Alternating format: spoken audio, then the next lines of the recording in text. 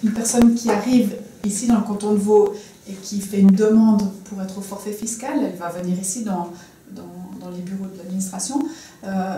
Qu'est-ce qui va se passer après au niveau de sa déclaration? Alors d'abord, il faut préciser que l'impôt à la dépense est un statut fiscal, au même titre que l'impôt sur le revenu ou que l'impôt à la source, et que cette personne va venir effectivement ici et on va regarder ce qu'elle dépense par année. Et pour ça, j'ai préparé pour vous un cas avec une déclaration d'impôt à la dépense qui comporte deux volets. Un volet, la dépense, et un autre volet, le calcul de contrôle pour voir si cette dépense est réelle, effective. Alors, si on prend ce cas-là, donc on voit que cette personne, elle est propriétaire. Donc on va prendre la valeur locative du marché qui se situe pour cette personne à 68 750 et on va la multiplier par 5. Donc on arrive à un chiffre de 343 750. Ensuite, on va regarder, ici c'est mentionné, si elle a des autos, si elle a des bateaux, des chevaux ou d'autres biens.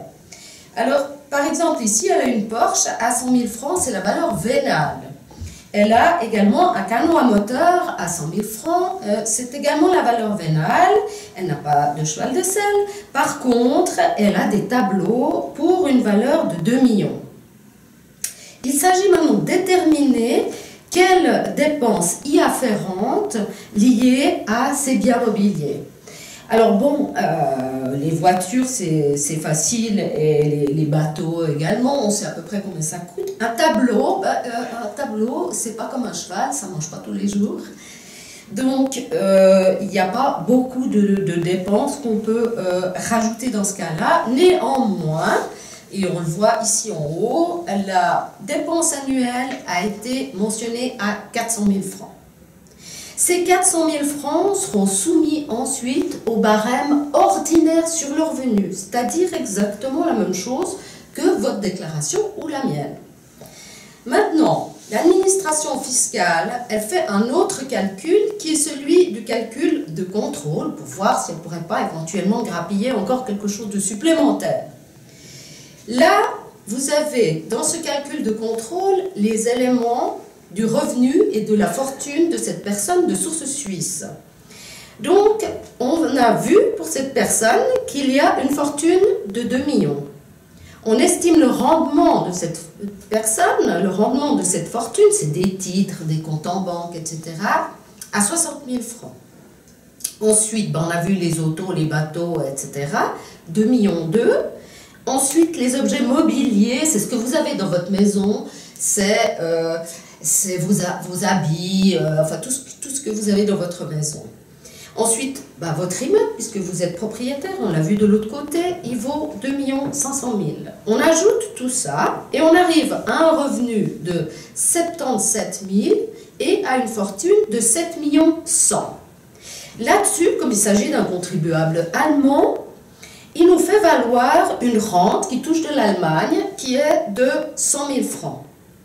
Alors, pour ceci, il a bénéficié de l'application des conventions de double imposition qui disent que soit il paye des impôts sur cette rente en Allemagne et il n'a pas besoin de nous la déclarer, soit il la déclare chez nous et il prouve à l'Allemagne qu'il l'a déclaré chez nous. Voilà. Ensuite, eh bien, ces calculs-là vont également être soumis au barème ordinaire sur le revenu. Et ça donne ceci. Donc, pour la dépense, nous arrivons pour l'impôt cantonal et communal à un total de 99 626, auquel va s'ajouter l'IFD, l'impôt fédéral direct, et on arrive à un total de 138 188.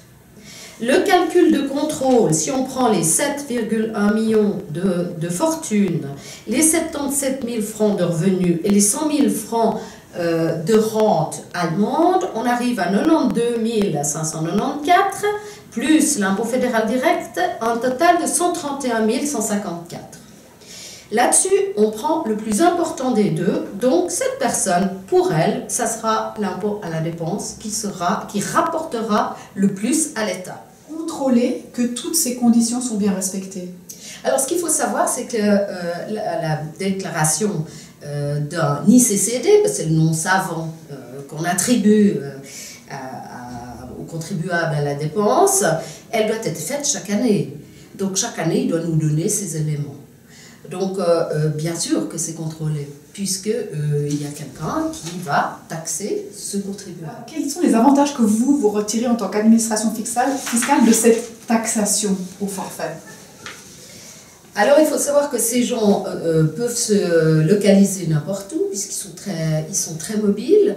Donc, à partir du moment où ils sont ici, autant les fiscaliser. Parce qu'ils pourraient être ici 6 mois par année, en résidence secondaire, sans être fiscalisés.